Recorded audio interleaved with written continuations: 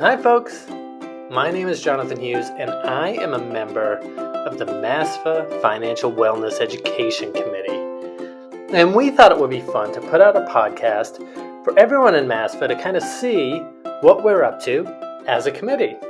And one of the things we thought we would want to do is to highlight our annual symposium.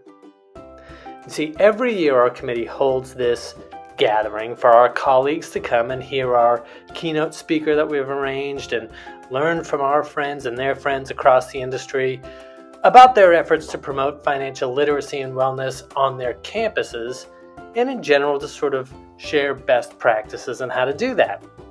So we decided to record our symposium, or at least pieces of it, and kind of chop it up and send you the best bits this way. Now, this happened all the way back in March, but I think you'll still get a lot out of hearing this. And if you're interested in joining us next year, well, make sure that your MASFA membership is up to date and just be on the lookout for our emails. So we have two segments to share with you today. Later on in the show, you'll hear excerpts from our panel that we held on the Fresh Start initiative from the Biden administration and how different colleges are implementing it or responding to it. And on that panel, we had representatives from different types of colleges. They were Misty Sabuni from Southern New Hampshire University. We had Caitlin Lowry from Quinsigamond Community College and Jillian Glaze from Bunker Hill Community College. And this was moderated by our committee member, Tom Dalton from Ed America. But first is a condensed version of our keynote speaker's address. His name is Peter Balagas, and he is a financial author and speaker who's delivered over 1,000 paid presentations to over 100,000 students, service members, and professionals. He's the author of 4 books on money management and is the creator of the YouTube personal finance show, Money in the Movies. He's appeared in the Wall Street Journal, USA Today, and on the PBS special, Your Life, Your Money. Oh, and one more thing. The theme for our symposium this year was Meet Them Where They Are, talking about our students, of course.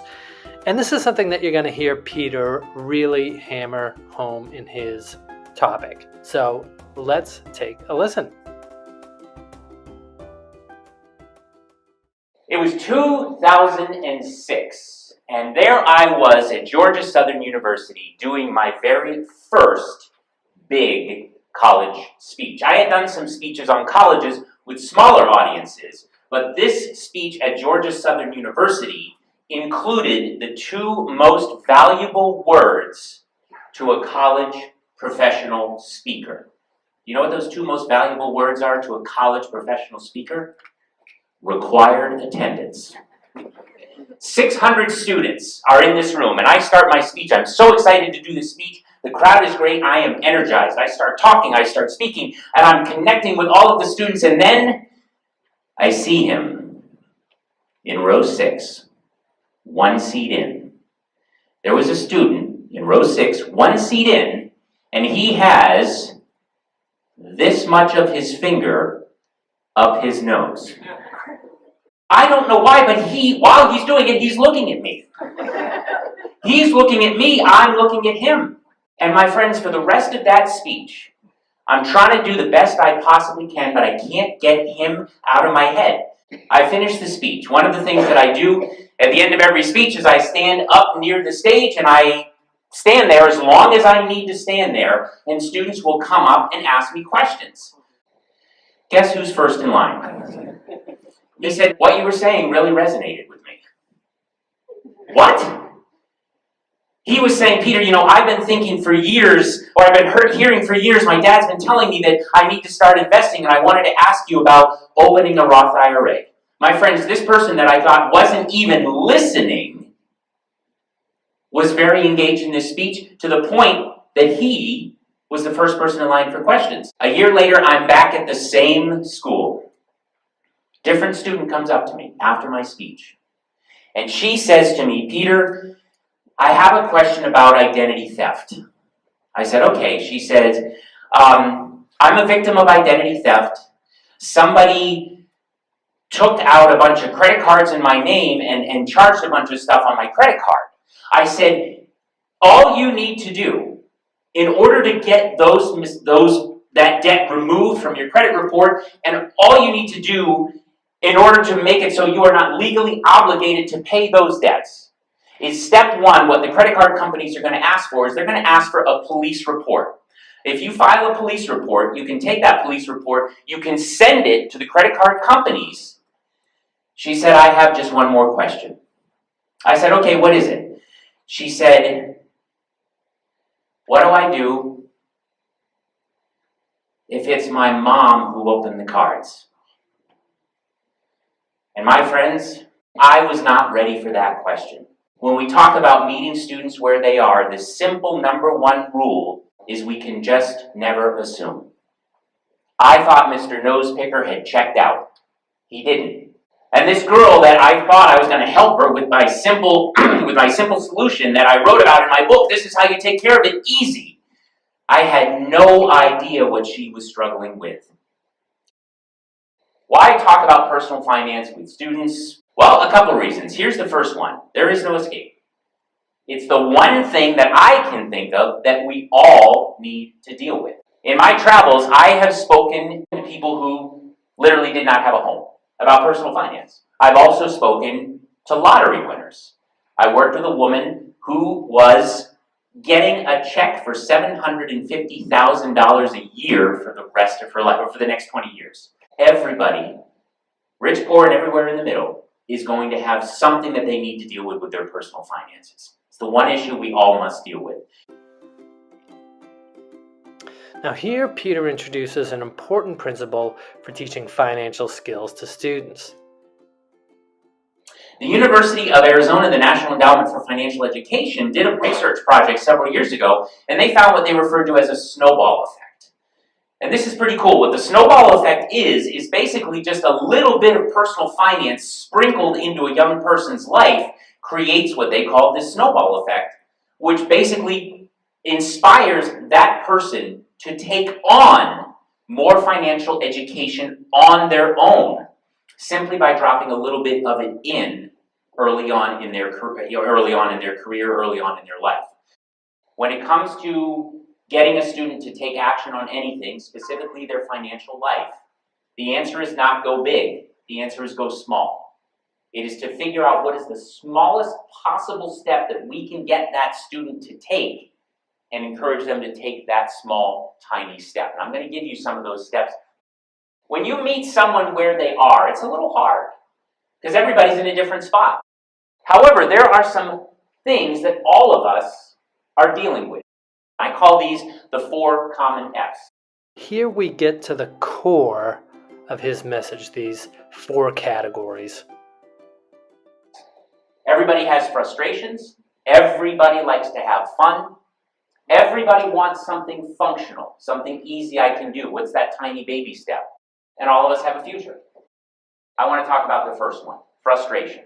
I want you to think about some of the frustrations that the college students on your campus have. Here's one that I know about. When I was in my 3rd year of speaking, I spoke at Suffolk University in Boston, Massachusetts.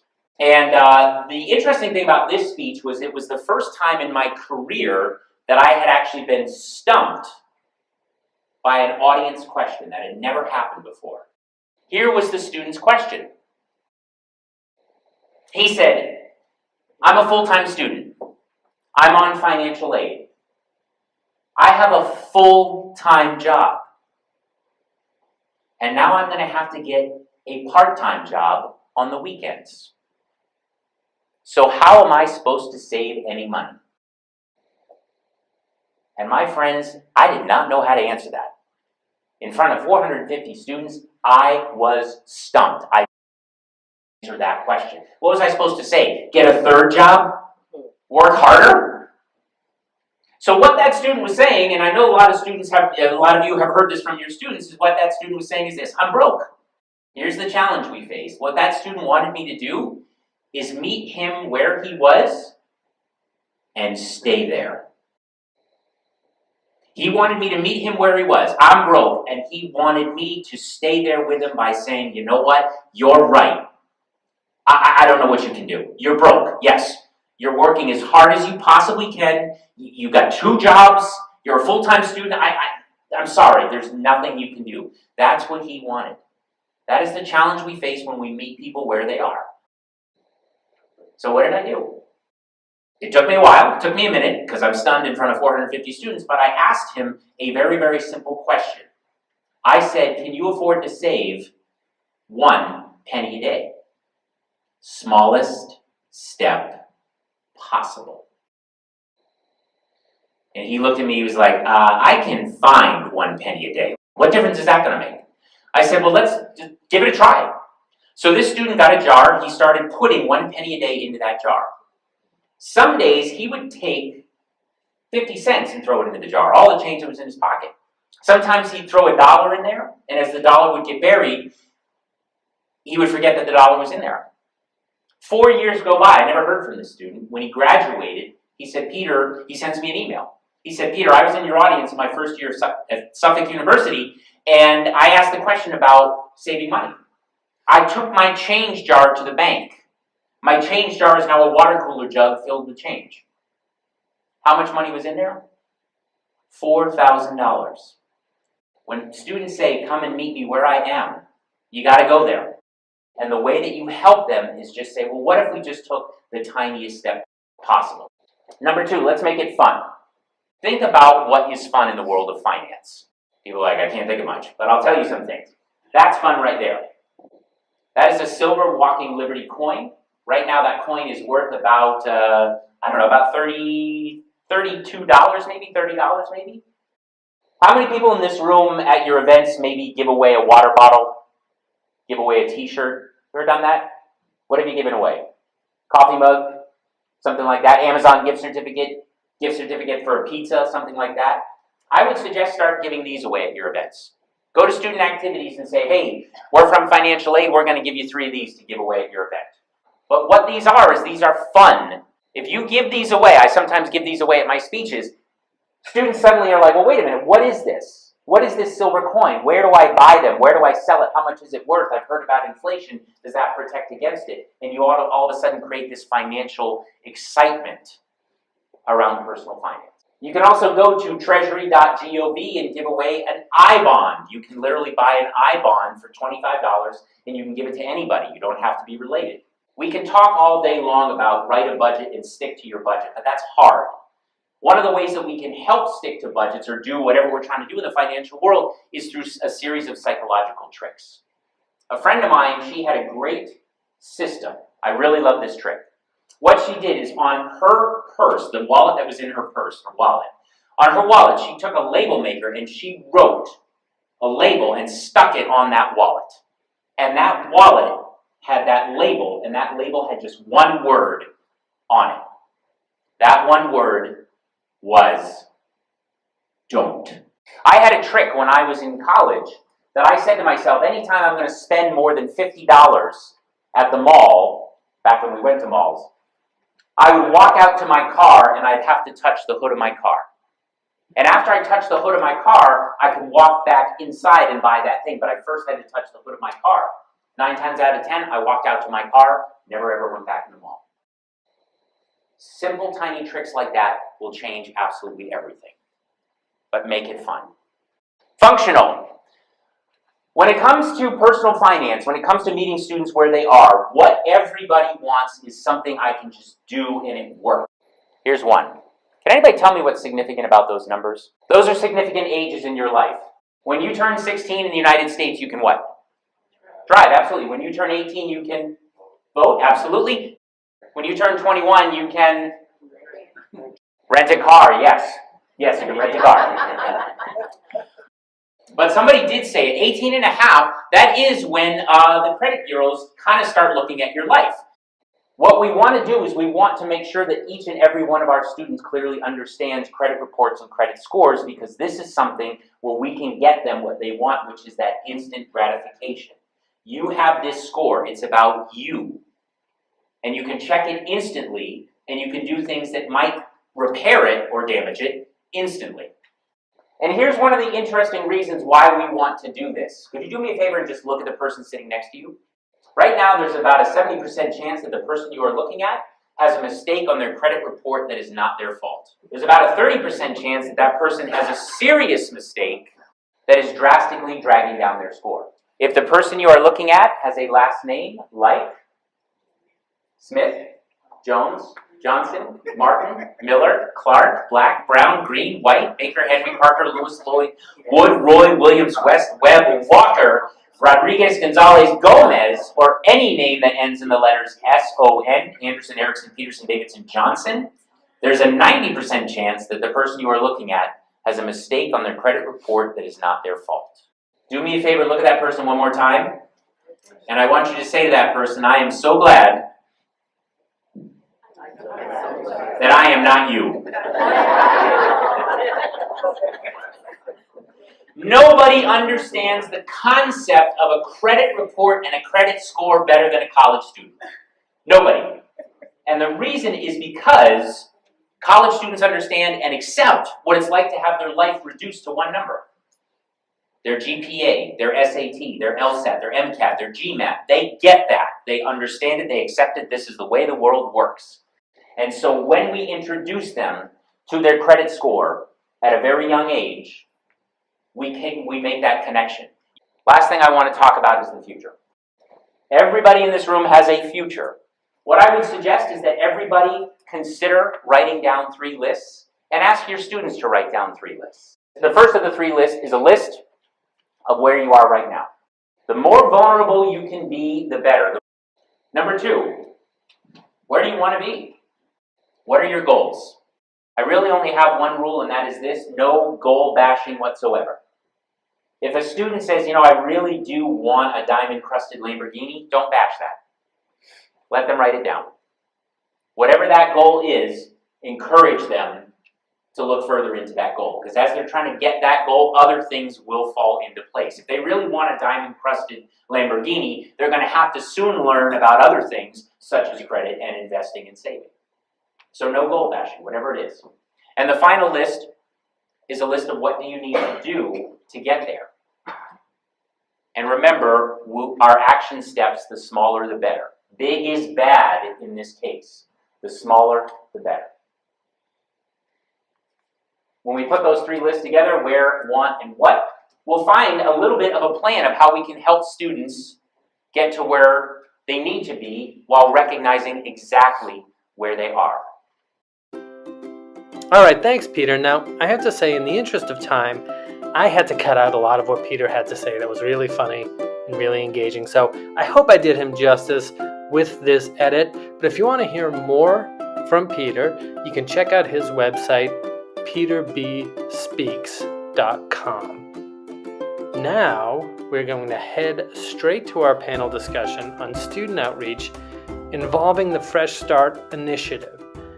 And Tom Dalton from Ed America, our fellow committee member, is going to start this off. You're going to hear him first with a brief explainer on the Fresh Start Initiative, which essentially wipes out defaults and delinquencies for many, many students. And apropos to this conversation, this can mean that students who had defaulted and were unable to return to school could now do so.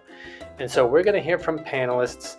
First, Misty Sabuni from Southern New Hampshire University, then Caitlin Laurie from Quinsigamond Community College, and finally Jillian Glaze from Bunker Hill on the steps that they are taking to work with those students at their colleges. How did Fresh Start come about? Well, in April 6, 2022, the U.S. Department of Education announced the Fresh Start Initiative. The Fresh Start Initiative eliminates negative effects against a borrower who holds a defaulted student loan, provides beneficial credit reporting features, protects borrowers from involuntary collections, and it immediately restores Title IV eligibility for a student. So many of us have students that may have defaulted and they couldn't come back to your campus because it's this kind of catch-22. You're in default, so you can't get more aid, you can't finish your degree. So anyways, and then restores one-time rehabilitation if used during the payment pause.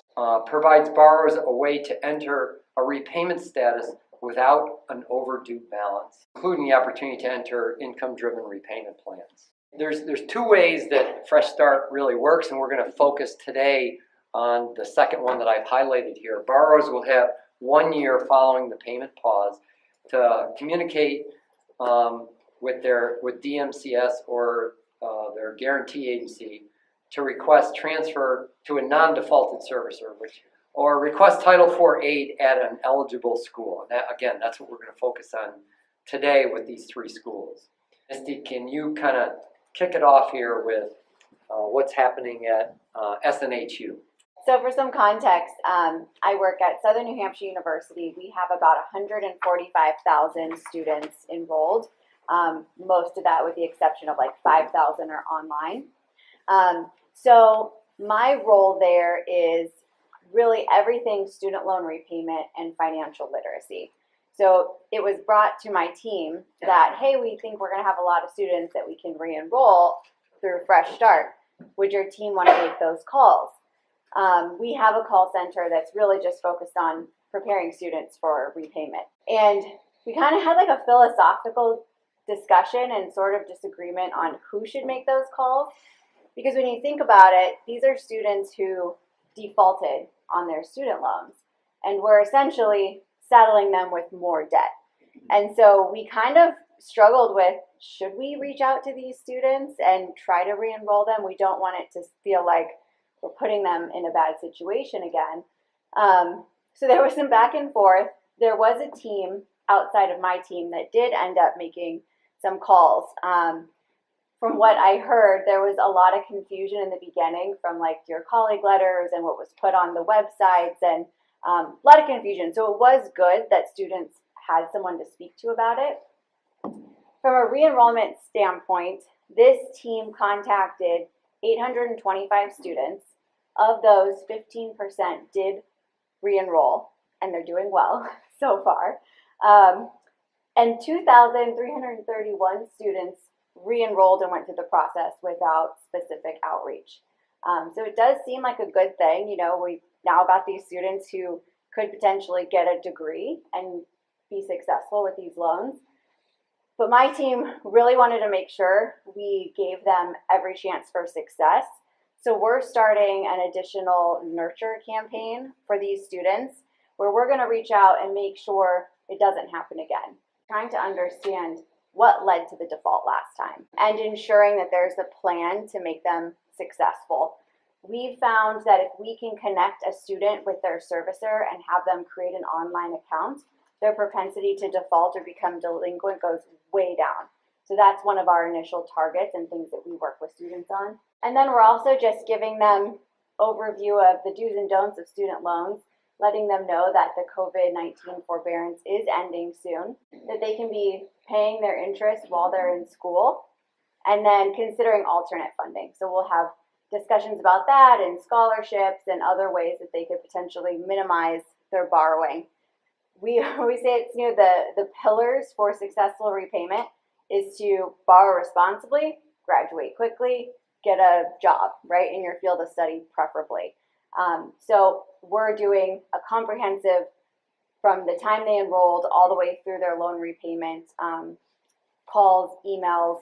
We're thinking about doing some texting just to make sure that, A, they know who we are. So if they have a problem, they know that they have support, and that they have all the information at a relevant point. And that's the big thing here. We as schools sometimes over communicate at times that are convenient for us. And so we'll send 15 different letters or emails to a student at a time that they're like, I'm in school, I'm busy, I don't really care about this weird financial aid process.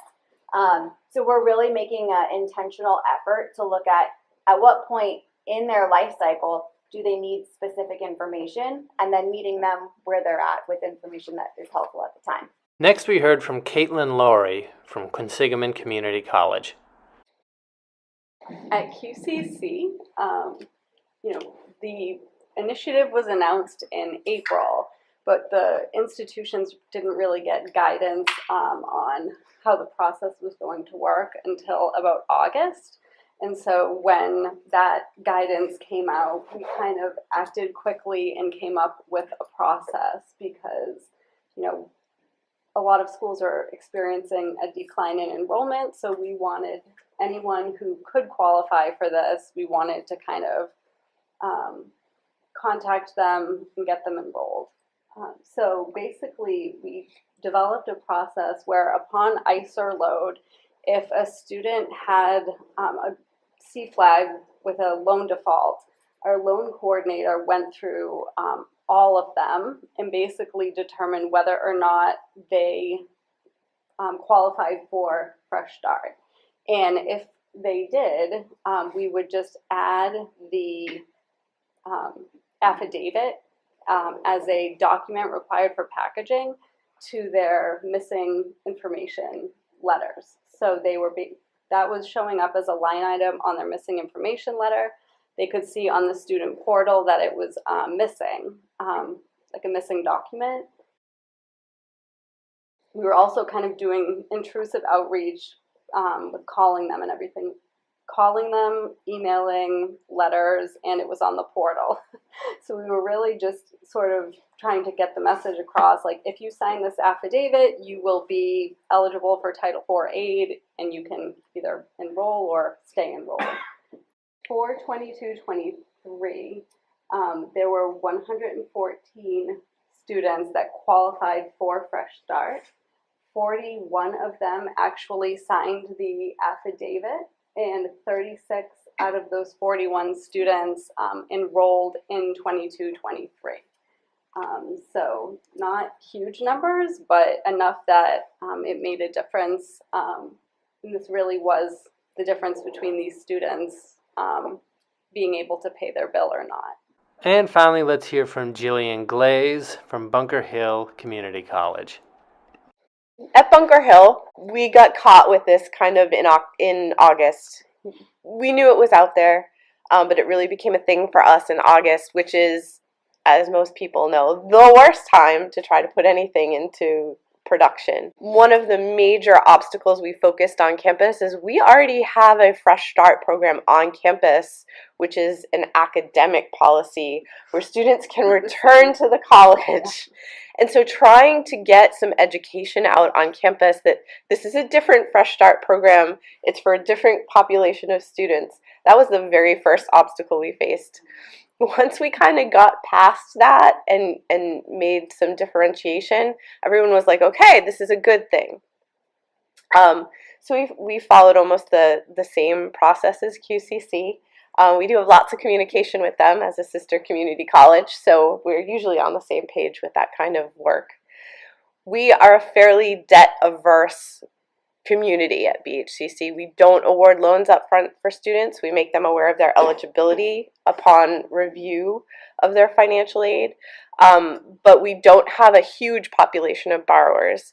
We have a fairly low default rate for a community college. So we aren't looking at huge numbers in our community. What we found was there were two sets of students. Those who were applying to Bunker Hill for the first time and transferring credits in from another college. Those students we were less concerned about. That may change as we move forward and get some more information. But for many of our students that were returning to Bunker Hill with a default on their record that were eligible for Fresh Start, they had a SAP issue as well. So we're kind of seeing those two things go hand in hand, an academic progress issue along with this financial concern. Because we're so focused on access at a community college, it becomes very difficult to get everyone on board with putting any type of requirements for students. Of course, what we would like to see in financial aid is a joint financial wellness counseling session along with some academic planning to try to help those two things go along together. We're not there yet. What we've seen so far has been a pretty mixed bag for the students that have come back. Most of them are not borrowing additional funds. Most of them are Pell Grant recipients. They're still eligible for Pell. They're getting that money. And between that and whatever state resources they're eligible for, they are able to pay their bill and usually their books. Again, for all of you that are higher cost institutions, I apologize. We charge $230 a credit, so we're in a very different place than most of you. A student can go to Bunker Hill very easily as a full-time student for $3,000 a semester. So I understand that we're in a unique position there. We know that the true value of Fresh Start is really in getting the student back into education so that they can get a credential. So really what we're focused on is trying to, get persistence within these students. And I think that's what we'll kind of find out more about as we move a little further from that first cohort and we're able to start to track, are they staying? So far for us, it's been kind of mixed. The students that had the worst SAP calculations are the ones that withdrew in their first semester back. So for those students, the concern, of course, is how do we get you back in and get you to a credential so that you're in a better position when you have to reassume this debt and start repayment. The other piece here that I kind of want to share is we have a consent form that's very similar to QCC's. It's electronic, but we also put an additional piece in place, and we did this not only for our Fresh Start students, but also our other students that were borrowing. There was so much information coming out and coming at students in August about student loans. We wanted to make sure that students really understood that anything that they were taking on as far as debt for the fall and spring of this year was not going to be considered for loan forgiveness. So we saw our loan borrowing rates were much higher than normal at Bunker Hill before we implemented this, and we had lots of students that came back and ended up canceling loans as a result of pushing this out. Now, I want to end on this. I think this statement from Jillian really speaks to the importance of communication that comes specifically from the financial aid office to students. I think the more, this is just my personal opinion, the more that comes from the schools, the more likely the student is to kind of, believe it, interact with it.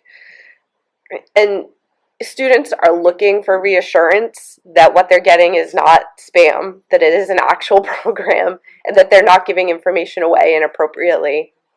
And this last 6 months has been crazy for student loan borrowers that just don't know what's going on. They don't know what to do and what steps to take. So I think the more that comes from the schools, the more likelihood that the student's going to open it and believe it. Well, folks, that gives you an idea of what we talked about at our 2023 symposium. But if you enjoyed this and you want to know more about the committee or want to attend next year's symposium, well, you can check out our page on masfa.org. Of course, that's masfaa.org. And make sure that your MASFA membership is up to date, because we will be sending you more information on next year's symposium, as well as upcoming webinars that we offer periodically throughout the year on financial wellness, education, and how you can promote those efforts at your school. Thanks, everyone.